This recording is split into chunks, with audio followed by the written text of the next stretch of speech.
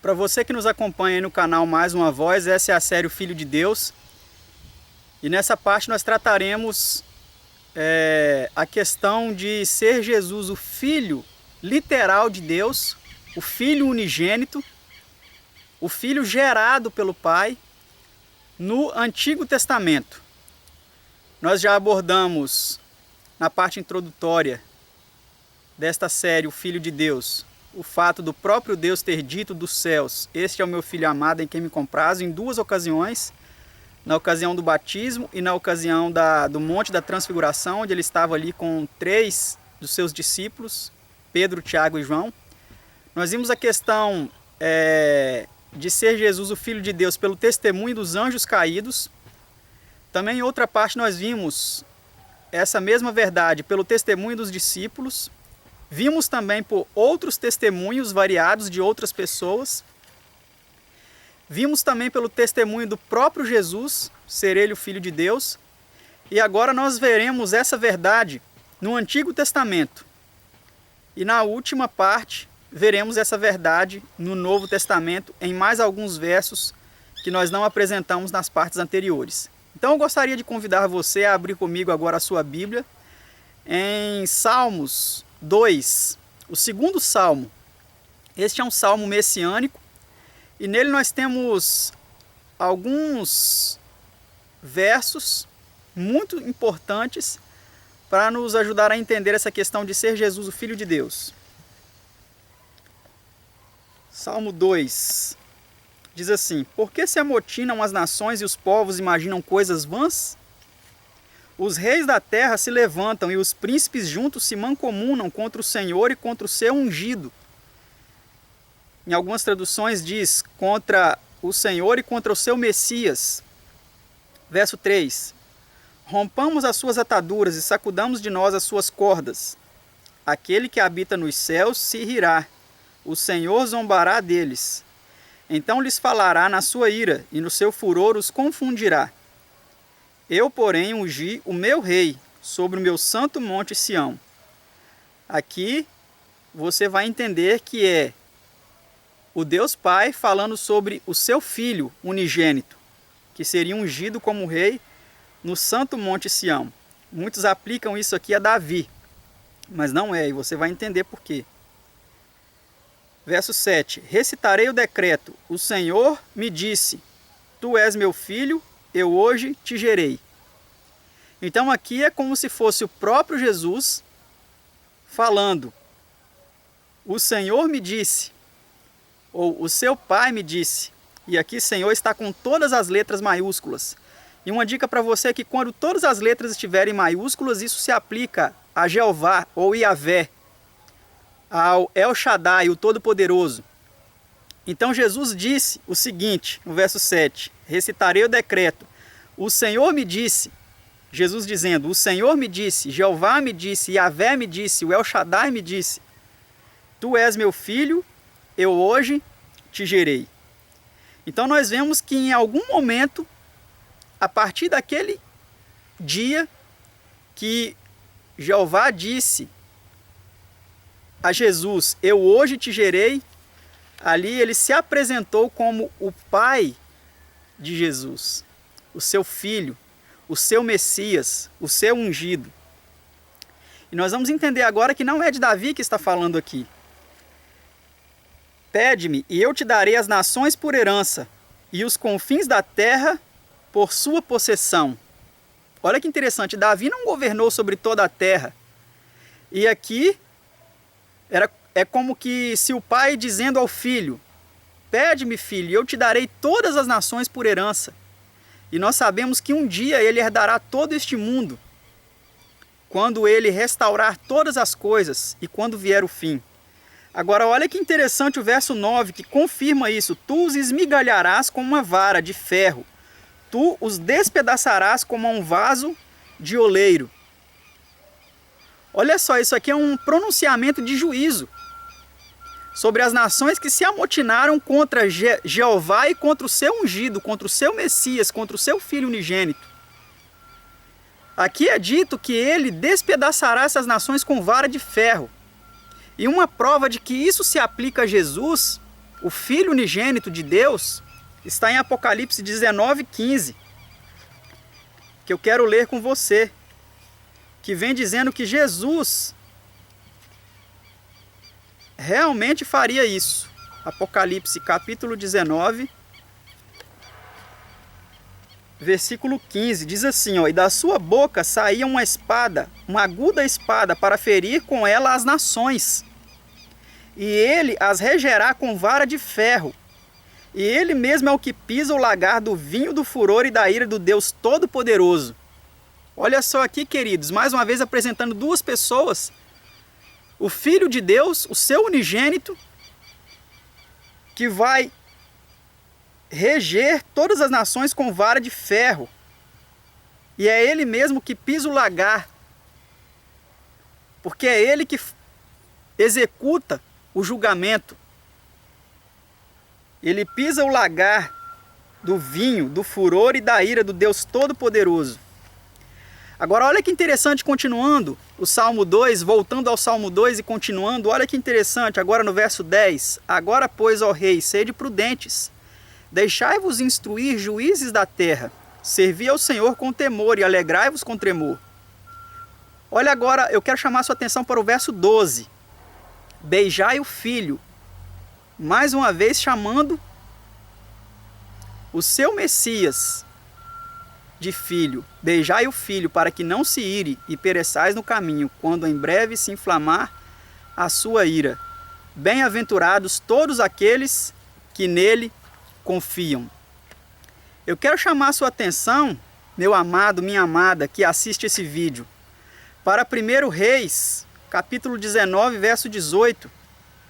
Porque aqui nós temos um detalhe muito interessante que vem nos ajudar a compreender esse verso que nós lemos agora em Salmo, no segundo Salmo, beijai o filho. Essa expressão beijar o filho é um sinal de adoração. Porque se nós lermos em 1 Reis 19, 18, nós vamos ver que o povo de Israel, eles beijavam um ídolo em sinal de adoração. Olha que interessante.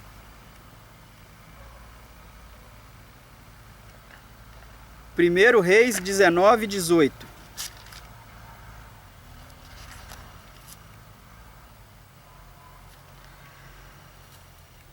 Aqui é Deus falando com Elias, porque Elias achou que estava sozinho.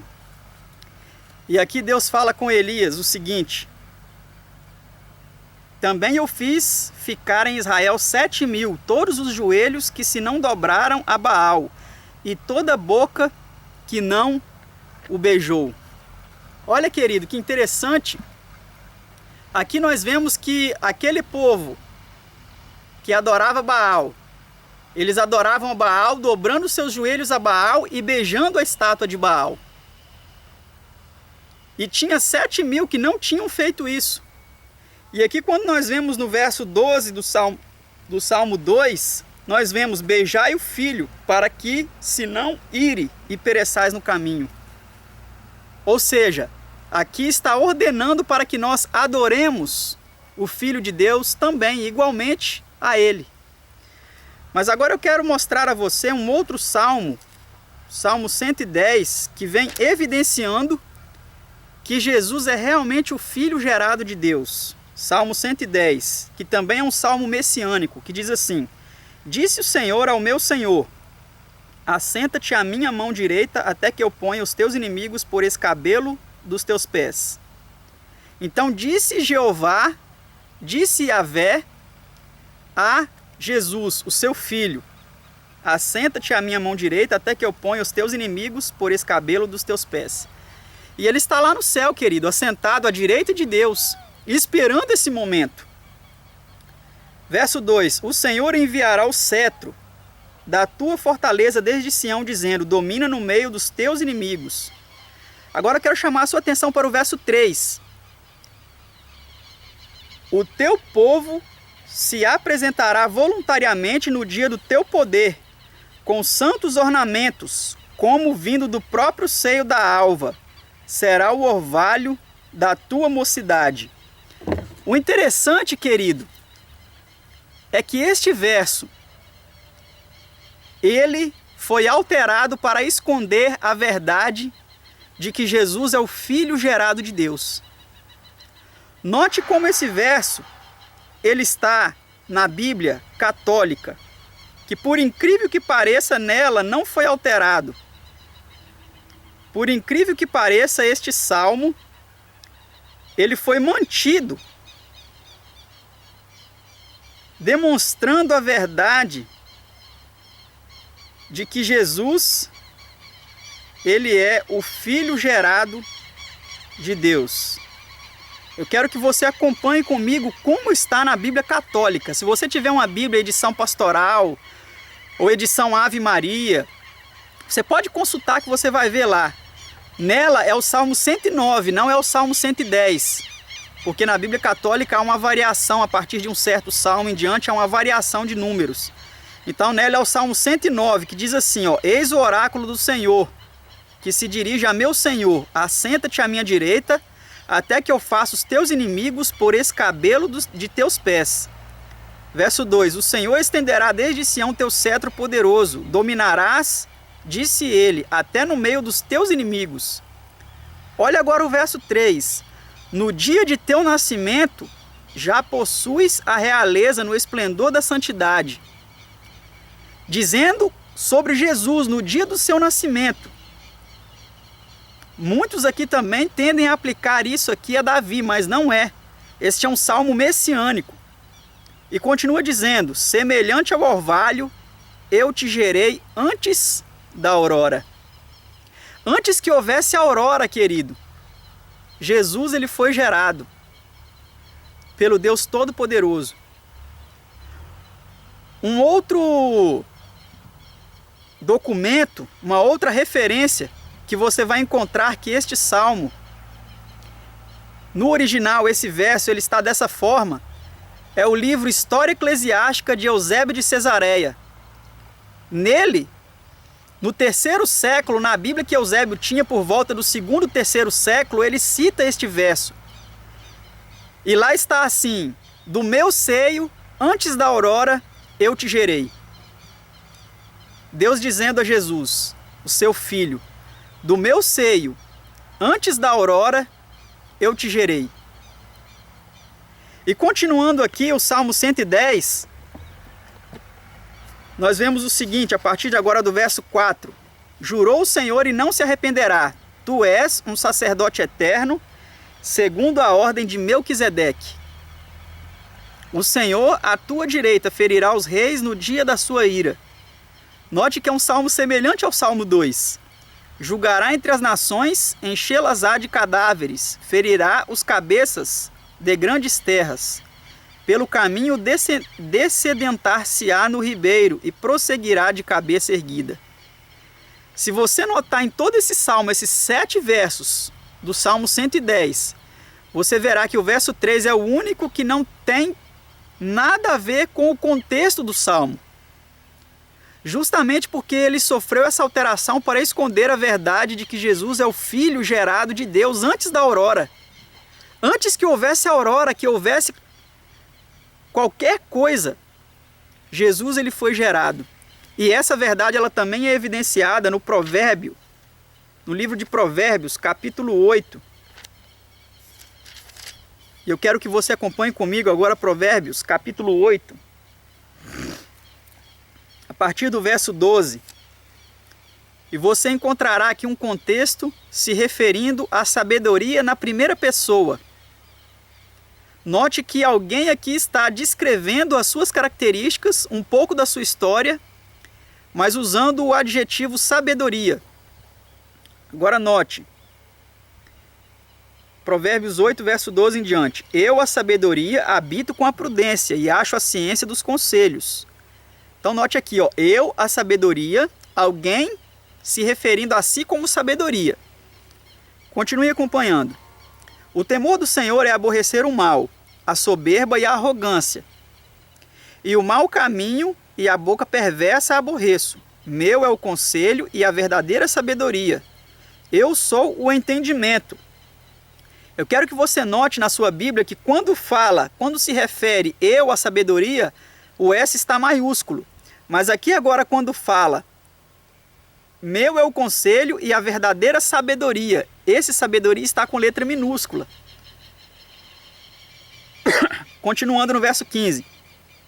Por mim reinam os reis e os príncipes ordenam justiça. Por mim governam os príncipes e os nobres, sim, todos os juízes da terra. Verso 17, um verso muito conhecido.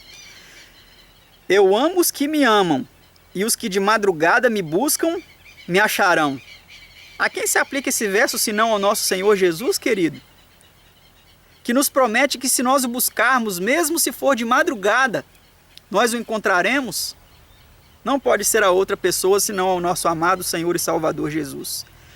Mas continua no verso 18 dizendo, riquezas e honra estão comigo, sim, riquezas duráveis e justiça. Melhor é o meu fruto do que o ouro, sim, do que o ouro refinado. E as minhas novidades melhores do que a prata escolhida. Faço andar pelo caminho da justiça, no meio das veredas do juízo, para fazer herdar bens permanentes aos que me amam e encher os seus tesouros. Agora vem aqui um subtítulo, a sabedoria existe desde a eternidade. Verso 22. Agora diz, o Senhor, com todas as letras minúsculas, se aplicando ao nosso Senhor Jeová, nosso Senhor Yahvé, que se você notar na Bíblia de Jerusalém, você encontrará aqui Yahvé. O Senhor me possuiu no princípio de seus caminhos, antes de suas obras mais antigas. Desde a eternidade fui ungida, desde o princípio, antes do começo da terra. Antes de haver abismos, fui gerada. Olha aqui a sabedoria, o nosso Senhor Jesus dizendo que antes de haver abismos, ele foi gerado. Aqui está no feminino porque se aplica a sabedoria, como Jesus, a sabedoria de Deus. E nós vamos ver um pouco mais lá na frente que isso é confirmado no Novo Testamento. E antes ainda de haver fontes carregadas de águas. Antes que os montes fossem firmados, antes dos outeiros, eu fui gerada. Mais uma vez repete aqui no verso 25, que antes que os montes fossem firmados, antes dos outeiros, eu fui gerada. Antes pode ser infinitos anos, de milhares e milhares de anos antes, amado. Não é precisado o tempo, mas a verdade é que Jesus, o Filho de Deus, ele foi gerado pelo seu Pai. No verso 26 diz, ainda ele não tinha feito a terra, nem os campos, nem sequer o princípio do pó do mundo. Quando ele preparava os céus, aí estava eu. Olha, querido, que lindo! Jesus descrevendo aqui o seu contato com o Deus Todo-Poderoso, o seu Pai. Quando compassava ao redor da face do abismo, quando firmava as nuvens de cima, quando fortificava as fontes do abismo, quando punha ao mar o seu termo, para que as águas não trespassassem o seu mando, quando compunha os fundamentos da terra, então eu estava com ele e era seu aluno. Porque ele diz que era aluno de Deus? Porque ele aprendeu o processo criador com Deus. E lá em Colossenses, e lá em Hebreus capítulo 1, nos primeiros versículos ali, você vai encontrar que Deus criou o mundo e todo o universo por meio de Jesus. Ele foi o aluno, ele foi sendo instruído por Deus no processo criador. E a cada dia as suas delícias folgando perante ele em todo o tempo. Vamos parar por aqui, mas se você quiser ler todo o Provérbios, capítulo 8, pode ficar à vontade, que você vai entender essa questão. Mas agora eu quero levar você a compreender que esse texto se aplica a Jesus através de alguns versos do Novo Testamento, dizendo que Jesus é a sabedoria de Deus, descrita aqui no Provérbios capítulo 8, como tendo sido gerada antes de qualquer coisa existir. Eu quero que você abra comigo agora em Mateus capítulo 11, verso 19. Mateus 11, 19. E você vai entender pelo testemunho do próprio Jesus que ele é a sabedoria de Deus.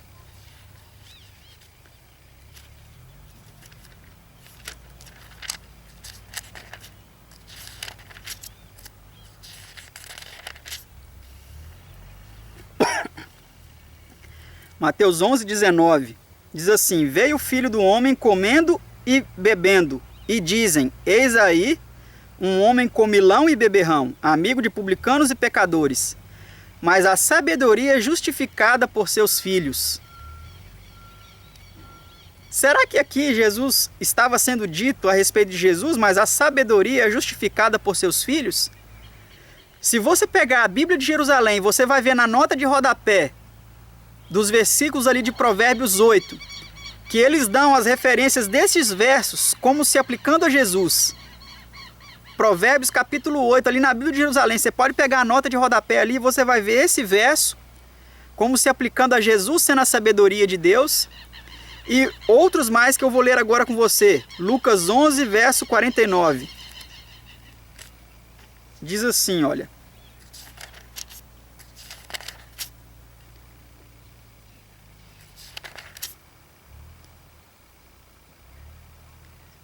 por isso diz também a sabedoria de Deus: profetas e apóstolos lhes mandarei, e eles matarão uns e perseguirão outros.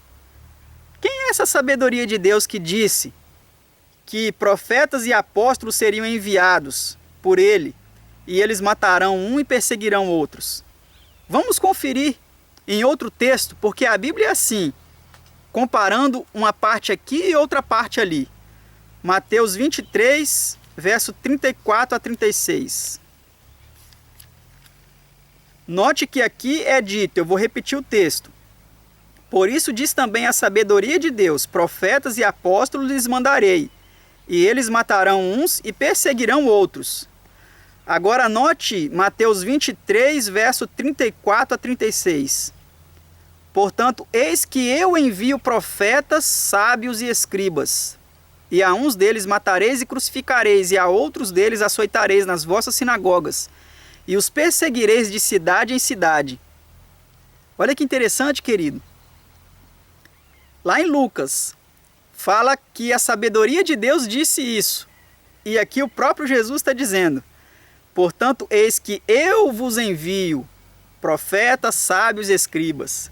A uns matareis e crucificareis, a outros açoitareis nas vossas sinagogas, e perseguireis de cidade em cidade, para que sobre vós caia todo o sangue justo que foi derramado sobre a terra, desde o sangue de Abel, o justo, até o sangue de Zacarias, filho de Baraquias, que matastes entre o santuário e o altar.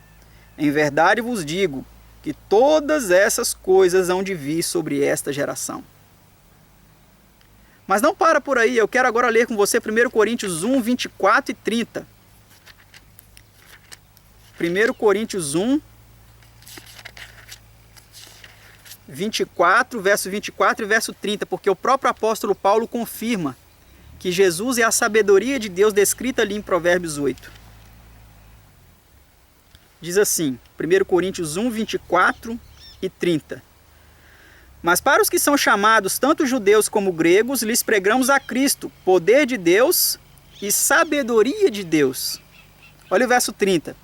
Mas vós sois dele, em Jesus Cristo, o qual para nós foi feito por Deus sabedoria, e justiça, e santificação, e redenção. Então, amado, essas passagens do Novo Testamento confirmam as verdades do Antigo Testamento, do Salmo 2, do Salmo 110, de Provérbios, capítulo 8, que confirmam que Jesus é a sabedoria de Deus, que ele foi gerado antes da aurora, como diz no verso original de Provérbios 110, de Salmo 110, melhor dizendo. Nas Bíblias católicas aparece no Salmo 109, verso 3. Antes da aurora, ali Deus dizendo a Jesus que antes da aurora ele foi gerado. Mas agora eu quero que você acompanhe comigo um outro Provérbios, Provérbios capítulo 30, um outro verso de Provérbios, agora no capítulo 30, versículo 4. Porque tem muitos dizendo, queridos, que Jesus ele foi gerado somente de Maria, que no Antigo Testamento não aparece ele como filho, mas aparece sim Jesus como sendo filho de Deus, gerado de Deus. Desde antes da eternidade, desde muito tempo antes, mas ele foi gerado. Não sabemos precisar, nossa mente não alcança, mas nós podemos ter a certeza pela palavra de Deus, pelas escrituras, de que Jesus ele foi gerado pelo seu Pai, antes da aurora, antes de haver outeiros, antes de todo esse cenário aí atrás da natureza que você está contemplando existir, antes de todos os seres vivos, de todo o universo existirem, Jesus ele foi gerado pelo Pai. E em Provérbios capítulo 30, versículo 4, aqui são palavras de Agur, filho de Jaque. Você pode ver no versículo 1 isso. Agur, ele fez essas perguntas intrigantes no verso 4. Note: quem subiu ao céu e desceu? Quem encerrou os ventos nos seus punhos? Preste bem atenção nessas perguntas, amado, porque daqui a pouco nós vamos ver outros textos do Novo Testamento que confirmam essas perguntas do Antigo Testamento se aplicando a Jesus. Quem subiu ao céu e desceu? Você sabe, amado, quem subiu ao céu e desceu? Não só no Novo Testamento, mas também no Antigo. Quem desceu ali na situação da Torre de Babel, quando ele disse: vinde, desçamos e confundamos, que ali eles dizem que é a Trindade, mas não é. É Jesus e anjos que desceram ali para fazer aquela obra de confundir as línguas, que também desceu para se comunicar com Abraão, quando ele se apresenta ali para Abraão, o Filho do Altíssimo, e depois os dois anjos que estavam com ele foram lá a Sodoma e Gomorra para retirar Ló e sua família da cidade. Então essa pergunta é uma pergunta que desde o Antigo Testamento até o Novo ela se confirma. Quem subiu ao céu e desceu? Ou o contrário, quem desceu do céu e subiu também? Quem encerrou os ventos nos seus punhos? Aqui uma referência às obras da criação. Quem amarrou as águas na sua roupa? Uma linguagem poética aqui também se referindo às obras da criação. Quem estabeleceu todas as extremidades da terra? Quem formou tudo isso, amado? Agora olha a última pergunta que interessante. Qual é o seu nome e qual é o nome de seu filho, se é que o sabes? Algumas traduções vêm trazendo essa última parte na exclamação e não na interrogação. Certamente o sabes, em algumas traduções está. Mas aqui o interessante é que a última pergunta é: qual é o seu nome e qual é o nome de seu filho? Aqui aparecendo mais uma vez numa passagem importantíssima do Antigo Testamento, na palavra de Deus, perguntando qual é o seu nome, o nome de quem fez todas essas coisas, e qual é o nome de seu filho. Se é que o sabes. E agora eu quero levar você ao Novo Testamento para confirmar todas essas questões aqui. Abra comigo em João 3, verso 13.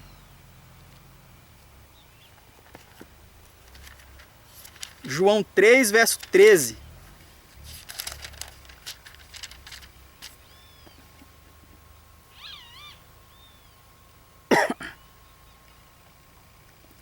Olha que interessante, amado.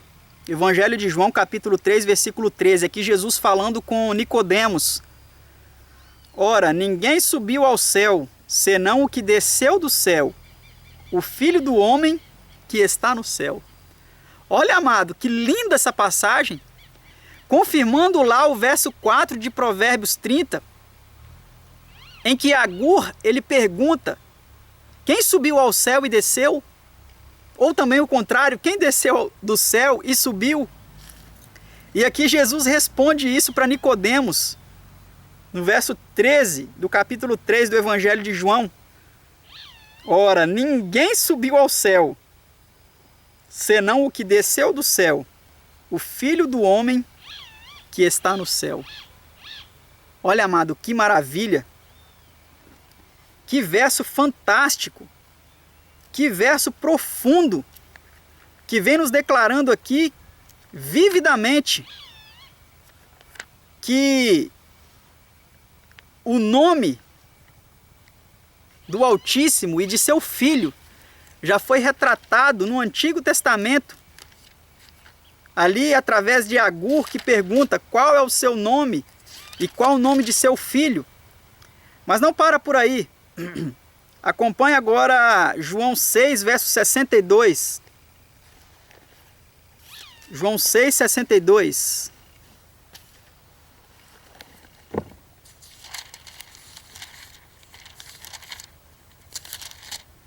Eu quero que você acompanhe comigo.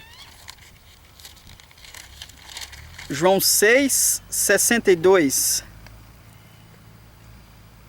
Jesus pergunta assim, olha. Porque muitos abandonaram a Jesus por causa daquele discurso que Jesus disse que era necessário que eles comessem a carne e bebessem o sangue do Filho de Deus. Dele, né? E aí muitos o abandonaram, você pode ver no contexto, dizendo, dura esse discurso. Isso escandalizou muitos dos seus discípulos, além dos 12, daqueles que o seguiam.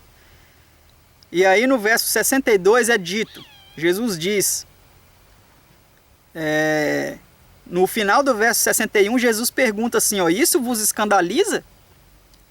E no verso 62 ele diz, que seria, pois, se visseis subir o Filho do Homem para onde primeiro estava?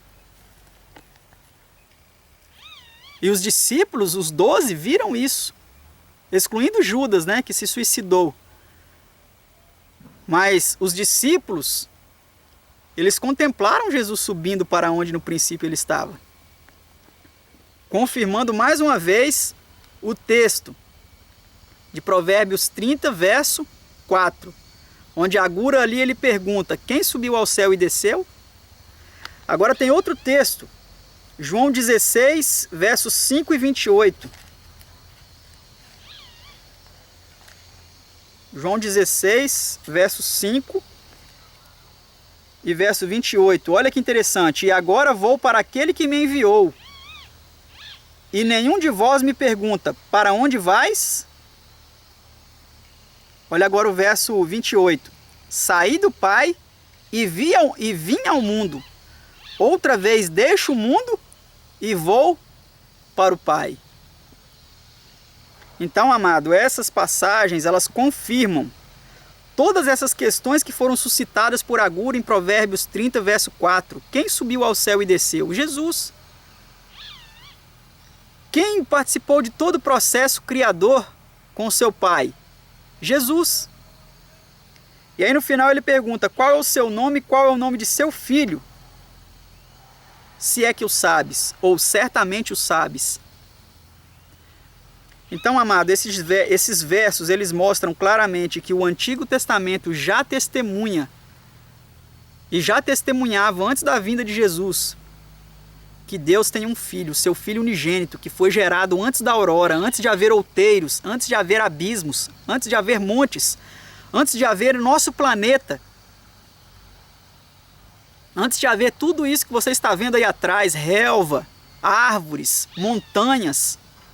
Antes de tudo isso, muitos anos, milhares de anos antes, Jesus ele foi gerado antes da aurora pelo seu Pai, como está testemunhado no Salmo 110, verso 3, não das Bíblias atuais que temos, mas você pode consultar a Bíblia católica, que lá está no Salmo 109, verso 3, que antes da aurora ele foi gerado. Agora eu quero apresentar para você o penúltimo verso, Oséias 11, verso 1. Tem muitos outros versos, mas esses eu acredito que são suficientes para nos ajudar a entender que o Antigo Testamento já testemunha que Jesus, ele é o Filho de Deus. Oséias 11, verso 1. Quando Israel era menino, eu o amei, e do Egito chamei a meu filho. A quem se aplica isso aqui? Ao povo de Israel que saiu do Egito? Sim, se aplica ao povo de Israel. É uma aplicação secundária, é uma aplicação primária. E tem também a aplicação secundária. São duas aplicações, ao povo de Israel e ao próprio Jesus. Aqui Deus falando, através do profeta Oséias, quando Israel era menino, eu o amei, e do Egito chamei a meu filho. Olha que interessante aqui a nota de rodapé dessa Bíblia aqui, ó, a Bíblia palavra-chave. Olha que interessante o que ela diz. Aqui está uma aplicação do conceito verotestamentário de personalidade corporativa, o costume de falar de um grupo de pessoas como se fosse um indivíduo. Israel, como uma nação, foi chamado de filho de Deus e de primogênito quando deixou o Egito. O Senhor Jesus Cristo, que é, acima de tudo, o Filho e o primogênito de Deus, foi chamado do Egito séculos mais tarde. Mateus 2,15. Então eu quero que você acompanhe comigo Mateus 2, do 13 ao 15, para nós vermos se essa profecia de Oséias, ela se aplica também a Jesus. Vamos confirmar isso. Mateus 2,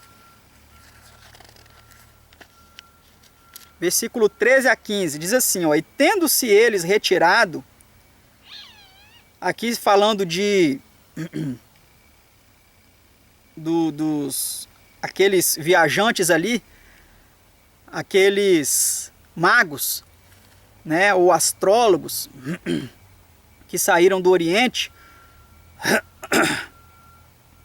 diz aqui, olha, e tendo-se eles retirado, eis que o anjo do Senhor apareceu a José em sonhos, dizendo, levanta-te e toma o menino e sua mãe, e foge para o Egito, e demora-te lá até que eu te diga, porque Herodes há de procurar o menino para o matar. E levantando-se ele, tomou o menino e sua mãe de noite e foi para o Egito, e esteve lá até a morte de Herodes, para que se cumprisse o que foi dito da parte do Senhor pelo profeta, que diz, do Egito chamei o meu filho. Ah, amada, a palavra de Deus ela é inconfundível. Se você estudá-la com dedicação, com o coração aberto, livre de preconceitos, livre dos conceitos que colocaram em sua mente na sua igreja, livre dos ensinamentos tortuosos dos guias cegos, você conseguirá compreender pela palavra de Deus e pela direção do seu espírito que Jesus, ele é realmente o Filho de Deus. Que Deus o ajude a entender isso e que você cresça cada dia mais em conhecimento e em prática os verdadeiros princípios de sua palavra. Que Deus o abençoe.